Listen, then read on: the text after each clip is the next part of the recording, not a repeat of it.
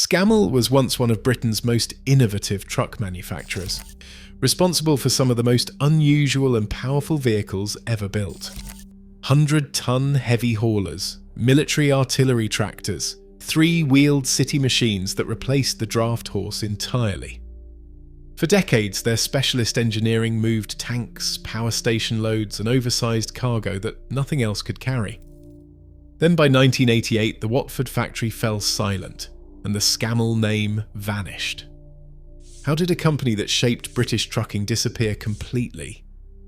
The answer begins over a century earlier in a modest wheelwright's shop in the back streets of Victorian London. In the heart of Victorian London, George Scammell set up shop as a wheelwright on Fashion Street, Spitalfields.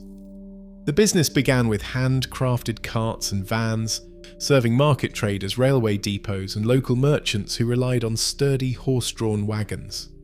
Over decades, the Scammell name became known for reliable craftsmanship and a willingness to tackle unusual requests, building everything from furniture vans for department stores to custom bodies for the Great Eastern Railway. By the turn of the 20th century, the world outside was changing. Steam wagons started to appear on city streets, and the first petrol engines arrived from pioneering firms like Dennis and AEC. Many traditional coach builders hesitated, clinging to the familiar trade of wood and iron. Scammell, however, began selling and repairing Foden steam wagons as early as 1896, and by 1910 the workshop's ledgers recorded purchases of petrol engines for retrofitting onto van bodies. This early foray into motorwork kept the business alive as rivals faded. The First World War brought new challenges and unexpected opportunities. Alfred George Scammell, George's great-nephew, served in the Royal Engineers. Wartime experience exposed him to the logistics of moving heavy loads and the potential of articulated lorries. Invalided out of service in 1918, Alfred returned with a clear sense of what the future required. Using military contacts, he secured a contract in 1919 to supply articulated trucks for army depots. The deal brought in both cash and vital engineering know-how. With demand for higher payloads and lighter axle loads after the war, Alfred and the family team designed an articulated six-wheeler capable of carrying 7.5 tons at 12 miles per hour. The prototype's debut at the 1920 Commercial Motor Show drew immediate attention. Orders flooded in, 150 in the first months alone. This success convinced the family to take a bold step. In July 1922, they floated Scammell Lorries Limited as a public company, raising £250,000 in capital. The new funds allowed them to acquire a purpose-built factory at Watford, right beside the railway, and to scale up production far beyond what the cramped Spitalfields workshop could manage. Where other coach builders hesitated or lacked the financial muscle to retool, Scammell's willingness to diversify, embrace new technology and secure outside investment made all the difference. The business moved from hand-built wagons to mass-produced motor lorries, guided by a blend of technical curiosity and hard-nosed financial planning. This combination would set the stage for the next leap, the invention of a vehicle that would soon transform city deliveries and become a British icon, the mechanical horse. In the early 1930s, British cities were still crowded with horse-drawn carts, their drivers struggling through narrow streets and congested yards. Scammell saw a gap that others missed. In 1933, the company acquired the rights to a three-wheeled delivery tractor from Napier. Under the direction of engineer Oliver Danson North, Scammell's team set out to create a machine that could outmaneuver any horse and do it with less fuss, less cost and far greater speed. The result was the mechanical horse, launched into production in 1934. Its design was deceptively simple. A single steerable front wheel mounted on a pivot, giving it a turning circle tighter than most London taxis. The real breakthrough, however, was North's automatic coupling system. With a single lever, the driver could attach or release a trailer in seconds. No need to leave the cab, no need for extra crew. This feature, patented by North, became the backbone of Scammell's urban delivery vehicles, and soon attracted the interest of railway companies and postal services across Britain. The mechanical horse quickly replaced thousands of draft horses in railway yards and city depots. British Railways, the General Post Office and municipal fleets adopted the vehicle for its speed and efficiency. The coupling patent even drew licensing revenue from European railways, with French and Belgian operators fitting Scammell's system to their own fleets. By the end of the 1940s, around 12,500 mechanical horses had rolled out of the Watford plant.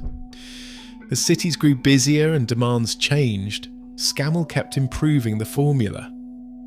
In 1948, the Scarab arrived. It kept the three-wheel layout, but introduced a rounded, more modern bonnet and a new side valve engine developed in-house. The Scarab was quieter, faster, and easier to maintain. It became a familiar sight in British Railways livery, shunting trailers in and out of goods yards and navigating the tightest corners of post-war London. The next leap came in 1955 with the Townsman. This four-wheel tractor featured a forward control cab styled by Michelotti and one of the first British truck bodies made from fiberglass. The Townsman offered higher payloads and a diesel option from Gardner, cutting fuel costs and extending service life. It was not just a technical update, it was a sign that Scammell's engineers were determined to keep their urban vehicles ahead of the curve, even as foreign rivals edged into the market. Each new model built on the last, but the core idea never changed: solve the real problems of city freight with practical engineering and relentless attention to what drivers and depot managers actually needed. The company's willingness to patent, license and refine its coupling system brought in steady income and kept Scammell at the centre of British urban logistics for decades. The same culture of inventive problem-solving would later shape Scammell's approach to heavy haul and military vehicles, but in the city, it was the mechanical horse, Scarab and Townsman that made the brand a household name. The world of heavy haulage demanded more than just brute force. It called for ingenuity, and Scammell delivered. In 1929, Marston Road Services approached the company with a challenge few would even consider: build a road vehicle capable of moving a 100-ton railway locomotive. Percy G. Hugh, Scammell's chief designer, took the project personally. He led a small team that, in just 8 months, produced the first 100-tonner. This was a machine with a purpose-built chassis, a suspension system strong enough for railway bridges, and a drivetrain designed from scratch. The result stunned the industry, setting a new benchmark for what could be achieved on British roads. The success of the 100-tonner was not a one-off. Hugh's approach, tailoring every major component to the task, became the Scammell way.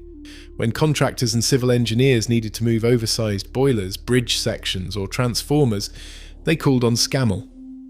The company's contractor, introduced in 1964, took the lessons of the 100-tonner and applied them to the post-war era.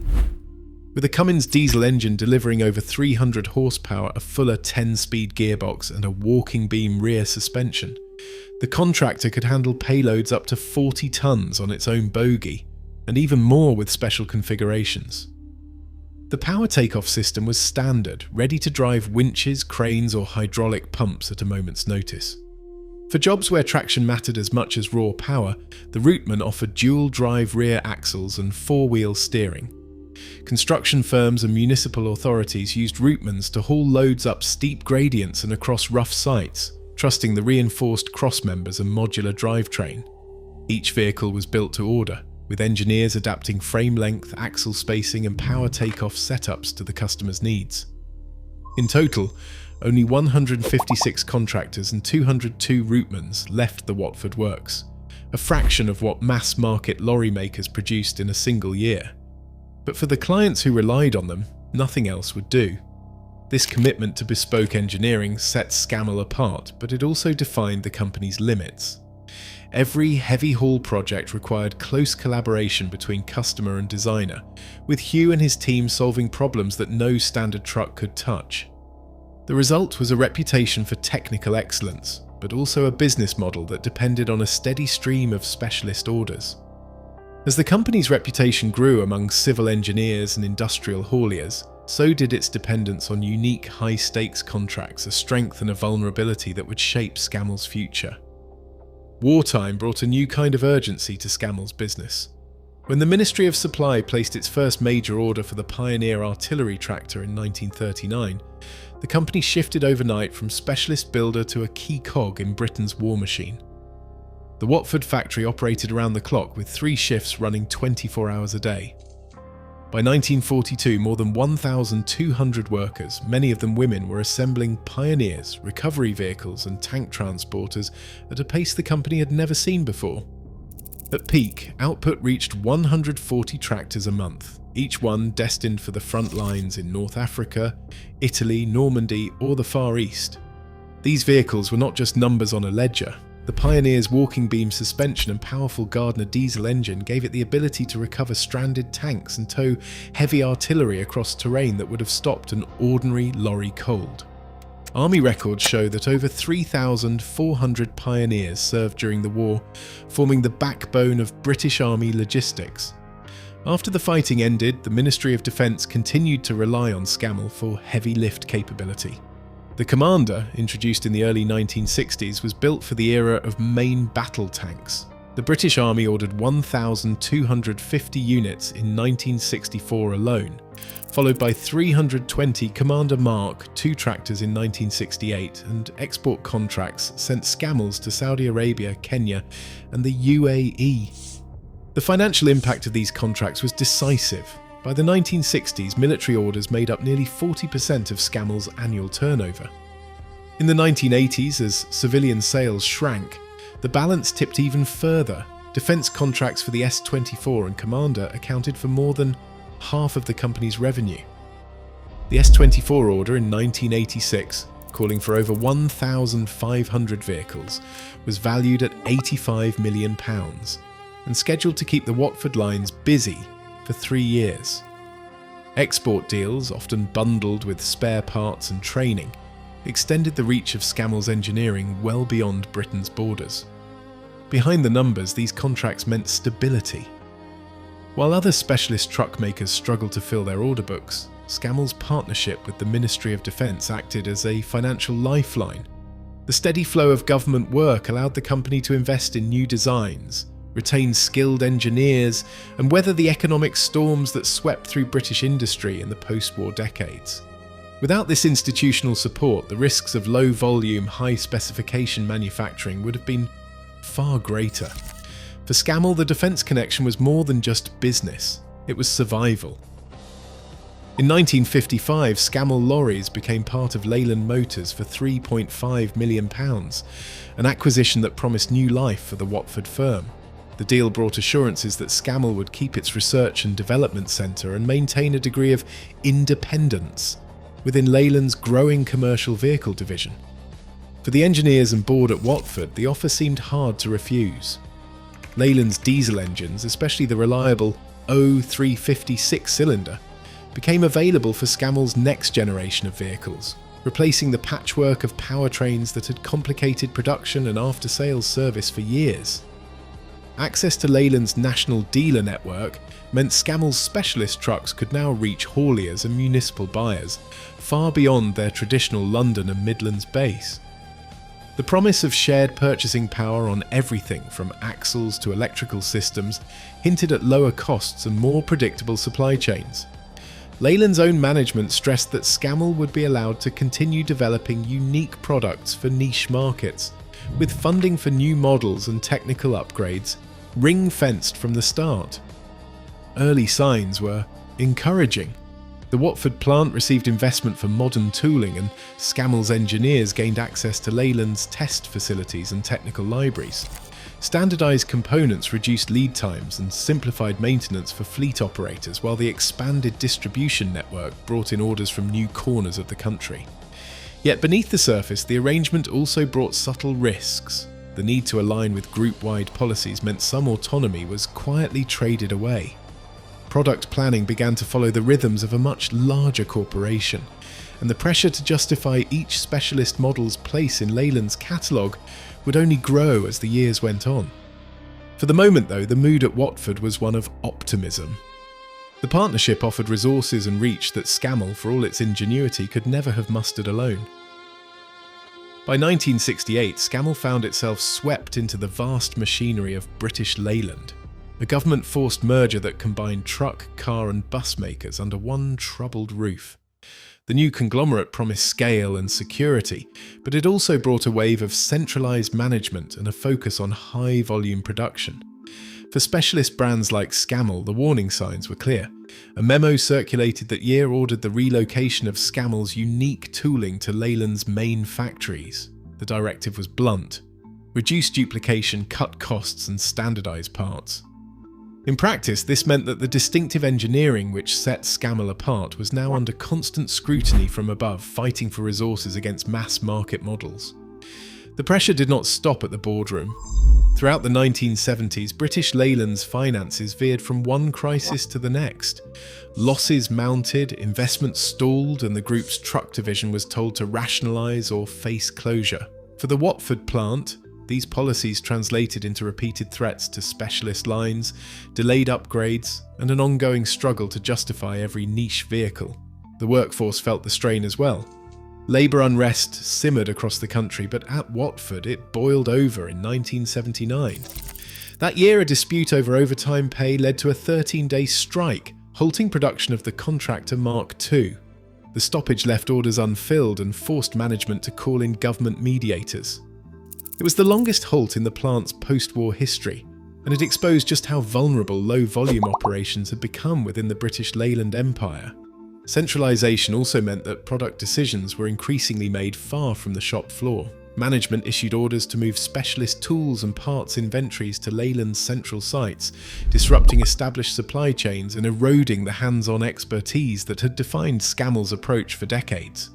Each round of rationalisation chipped away at autonomy, making it harder for the Watford engineers to pursue new ideas or respond quickly to customer needs. The group's financial troubles and industrial unrest combined to create a climate uncertainty where every investment was questioned and every delay could threaten the future of an entire product line. In this environment, the cost of maintaining a small, innovative brand like Scammell began to outweigh its perceived benefits to the group, setting the stage for even deeper cuts to come. The S28 prototype stood as Scammell's last hope. Engineers at Watford had poured years into the project, convinced its turbocharged Cummins 512 and advanced electro-hydraulic steering would set a new standard for heavy haulage. But in 1986, the boardroom atmosphere turned cold. With Leyland's merger into DAF, priorities shifted overnight. The S28's projected costs, £8 million, already sunk into development, with unit prices far above what the market would bear, were laid bare in a tense meeting that autumn.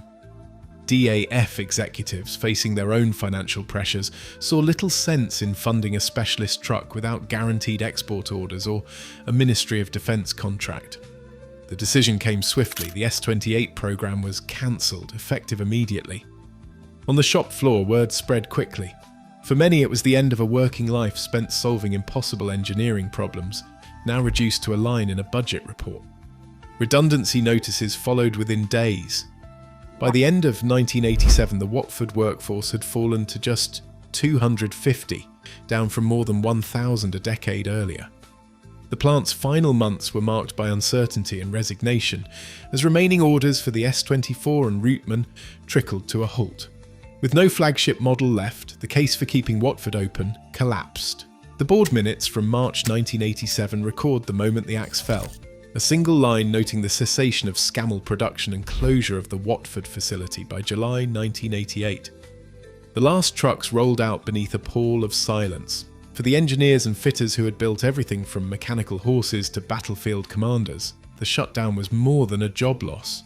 It was the erasure of a century's work, an entire tradition of British engineering swept away by corporate arithmetic and shifting global tides. Today, specialist truck makers like Scammell have almost vanished from Britain's roads, replaced by global giants focused on volume over individuality. As industry priorities shift towards standardization and efficiency, the question lingers: could a company built on innovation and engineering excellence survive in today's market? The disappearance of names like Scammell is not just history, it is a warning about what we risk losing next. What do you think? Share your thoughts below.